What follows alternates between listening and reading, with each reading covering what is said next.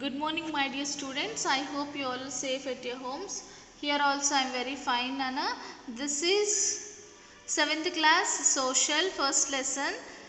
So before entering the lesson, we should know the day and date. So today date is 3rd August 2021 and the day is Tuesday. Okay, Nana. So what is the name of our lesson? The universe and the earth. What is the name of our lesson, Nana? The universe and the earth. So in this lesson where we are now? Yes, up to page number 11 over, Nana. Today, human environment. Okay, our surroundings which are formed with human beings are called human environment. So మన చుట్టూ ఉన్నటువంటివి ఏవైనా సరే human బీయింగ్స్తో ఏర్పడినట్లయితే వాటిని human environment అంటాం. It consist of individual, family, community, religious, educational, economic, political situations. For better understanding, observe the figure 1.7. 1.7. Wait, Nana. 1.7. దాన్ని బాగా అర్థం చేసుకోవడానికి మనం 1.7 పిక్చర్ని చూడాలంట.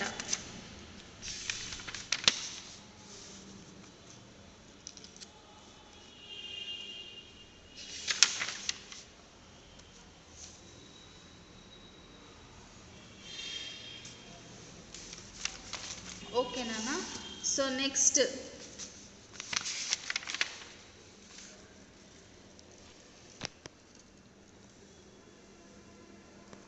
ఇవన్నీ కూడా human made and human environment అనమాట. ఇవన్నిటిని కలిపి human made. Historically after the settled life was formed. ఎప్పుడైతే సెటిల్డ్ లైఫ్ అనేది స్టార్ట్ అయింది అంటే ఒకప్పుడు నామడిక్ లైఫ్ ఉండేది. నామడిక్ అంటే they are moving one place to another is called nomadic life. Why they are moving to one place to another? They search food for there and themselves. వాళ్ళ కోసము and animals కోసం కూడా వాళ్ళు ఒకదాని నుంచి ఒక ప్లేస్ నుంచి ఇంకొక ప్లేస్కి వెళ్తూ ఉంటారు. బట్ ఎప్పుడైతే సెటిల్డ్ లైఫ్ స్టార్ట్ అయిందో human beings started depending on one another. So వేరే వాటి మీద ఆధారపడడం మొదలైంది.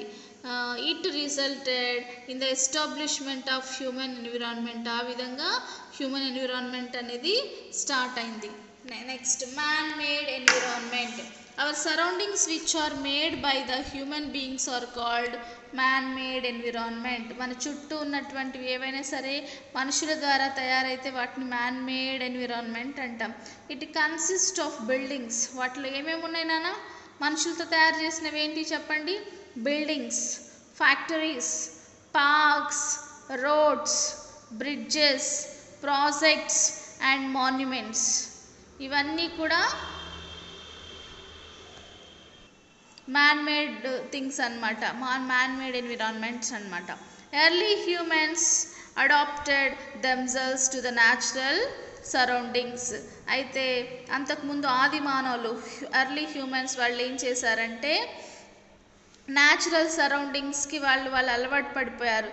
They led a simple life and fulfilled their needs using the nature around them. అయితే వాళ్ళు సింపుల్ లైఫ్కి అలవాటు పడి వాళ్ళ యొక్క అవసరాలు అనేది నేచర్ నుంచి